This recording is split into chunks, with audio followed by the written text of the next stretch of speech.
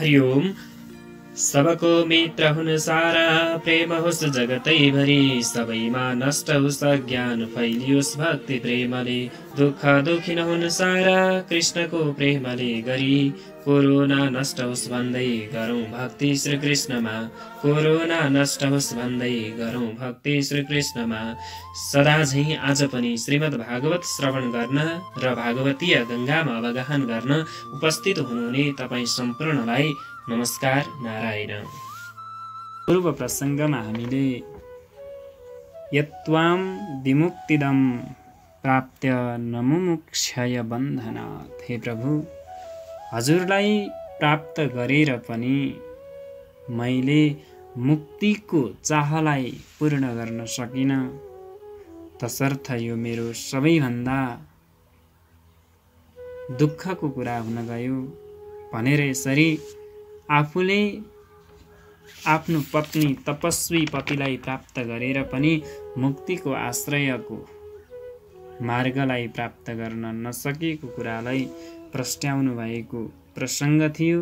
र आज मैत्रेयजी बताउनुहुन्छ, विदुरजीलाई भन्नुहुन्छ, हे विदुर, देवहूतिको यस्तो वैराग्ययुक्त वचनलाई सुनेर कर्दमजी भन्नुहुन्छ, हे राजपुत्री, माखिदो राजपुत्रीथ मात्मानं प्रत्यनिन्दिते, भगवांस्ते क्षरो गर्भ मधुरात् सम्प्रपत्स्यते।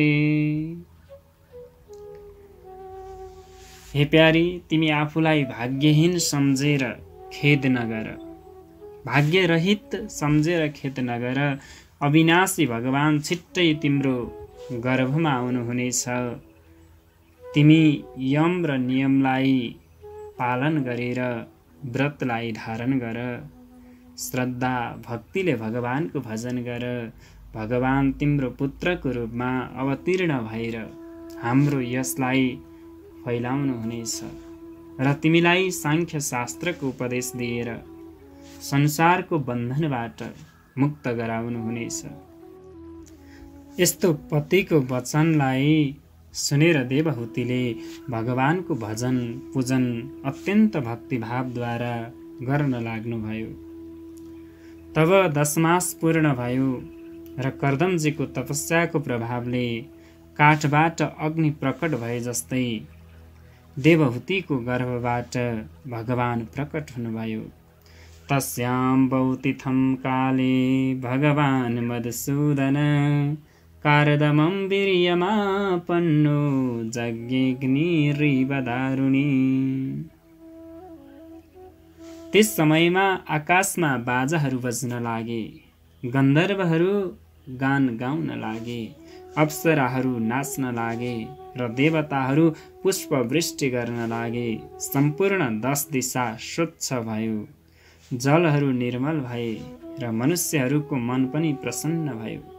यस्तो देखेर मरीचादी ऋषिहरूलाई साथमा लिएर ब्रह्माजी कर्दमजीको आश्रममा आउनुभयो र भन्नुभयो, हे पुत्र, तिमीले मेरो आज्ञालाई पालन गरेर मेरो ठुलो सेवा गर्यौ।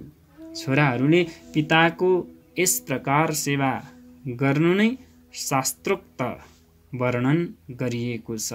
मतलब छोराहरूले जब पिताको आदेशलाई मान्दछन् तब पिताहरू प्रसन्न हुन्छन् र यो नै आफ्ना सन्तानहरूको उचित कर्म हो। हे बाबु, अब तिमी आफ्ना छोरीहरूको विवाह यी ऋषिहरूको साथमा गरिदेऊ, यसले सृष्टिको वृद्धि हुन्छ र तिम्रो यश सर्वत्र फैलनेछ। फेरि ब्रह्मा जी देवहूतितिर हेर्दै भन्नुहुन्छ, हे देवहूति, हे मनुकी पुत्री, साक्षात् भगवान नै तिम्रो पुत्रको रूपमा प्रकट हुनुभएको छ। जुन भगवानले जीवहरूको अज्ञान निवारण गरेर उनीहरूलाई बन्धनबाट मुक्त गर्नुहुनेछ, ज्ञान प्रदान गर्नुहुनेछ र यिनै ज्ञानले भरिपूर्ण हुनुभएको कारणले गर्दा सम्पूर्ण जनहरूलाई ज्ञान प्रदान गर्नुहुने भएको कारणले गर्दा उहाँको नाम कपिल हुनेछ। यस प्रकार दुवैलाई आश्वासन दिएर ब्रह्माजी आफ्नो धामतर्फ प्रस्थान गर्नुहुन्छ।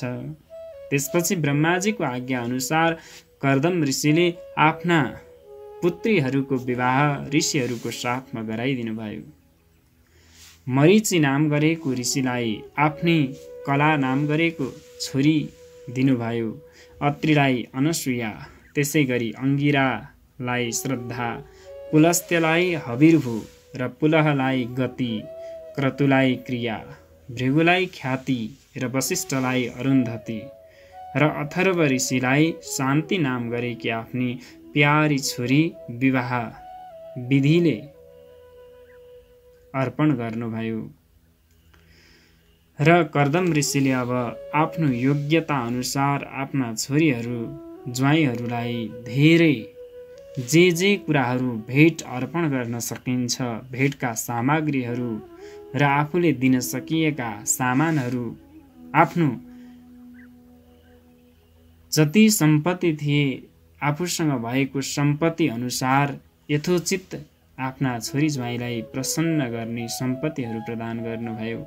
सबै ऋषिहरूलाई प्रसन्न बनाएर यस प्रकार सबैलाई सन्तुष्ट बनाउनुभयो। विप्रसभान कृतो दुवाहान सदारान समलालयत। हे विदुरजी, त्यसपछि सबै ऋषिहरू कर्दमजीको आज्ञा लिएर आफ्नो आफ्नो आश्रममा जानुभयो। एक दिन कर्दमजीले एकान्तमा कपिल भगवानको नजिक गएर उनै कपिललाई प्रणाम गरेर भन्नुभयो, हे भगवान, संसारमा आफ्नो पापहरूको क्लेश भोगिरहेका मनुष्यहरूसँग पनि कहिले त हजुर प्रसन्न हुनुहुँदो रहेछ। हजुरले हाम्रो घरमा जन्म लिएर हामीलाई पवित्र बनाउनु भयो। हजुर भक्तको मान बढाउनेवाला हुनुहुन्छ। म हजुरलाई प्रणाम गर्दछु। हजुरद्वारा म सबै ऋणबाट मुक्त भएको छु। अब हजुर आज्ञा दिनुहोस्, म यो गृहस्थी जीवनलाई त्यागेर सन्यास भई वनमा निवास गर्दछु। वनमा गएर हजुरको सेवा गर्दछु, मतलब वनमा गएर म भगवानको तपस्या गर्दछु भनेर यसरी भन्नुहुन्छ। तब कपिलदेवजी भन्नुहुन्छ, हे पिताजी, संसारमा ज्ञान मार्ग नष्ट भएको थियो र त्यसको प्रचार गर्नका लागि नै मैले यो शरीरलाई धारण गरेको हुँ। यदि हजुरको इच्छा छ म वनमा जान्छु भन्ने यस्तो विचार आएको छ हृदयमा भने, हे पिताजी, हजुर आफ्नो इच्छा अनुसार गर्नुहोस्। यदि त्यस्तो इच्छा आएको छैन भने घरमा नै बस्नुहोस् र ममा सबै कर्म समर्पण गरेर मृत्युमाथि विजय पाउनुहोस् र मेरो भजन गर्नुहोस्। यसले हजुरको हृदयमा नै आत्म साक्षात्कार हुनेछ, जसले हजुरको बन्धन सदाका लागि निवृत्त भएर जानेछ। अब म माताजीलाई ज्ञानको उपदेश गर्नेछु, जुन ज्ञानले उहाँ पनि संसारबाट मुक्त हुनुहुनेछ। यस्तो सुनेर कर्दमजी आफ्नो पुत्रलाई भगवानको स्मरण गर्दै प्रदक्षिणा गरेर वनतर्फ जानुभयो, जहाँ गएर भगवानको आराधना गरेर भगवानको दिव्य धामलाई प्राप्त गर्नुभयो भन्ने सम्मका कथा प्रसङ्ग यस अध्यायमा वर्णन गरिएको छ। श्री कृष्ण गोविन्द हरे मुरारे, हे नाथ नारायण वासुदेव। यिनै पावन कपिलदेव भगवानको प्रसङ्गसहित यस अध्यायलाई पूर्ण गर्दै अर्को अध्यायमा पुनः भेट्ने बाचाका साथ म प्रस्तुता बिदा हुन्छु। हस्त हरि शरणम। यहाँहरूको दिन शुभ रहोस्।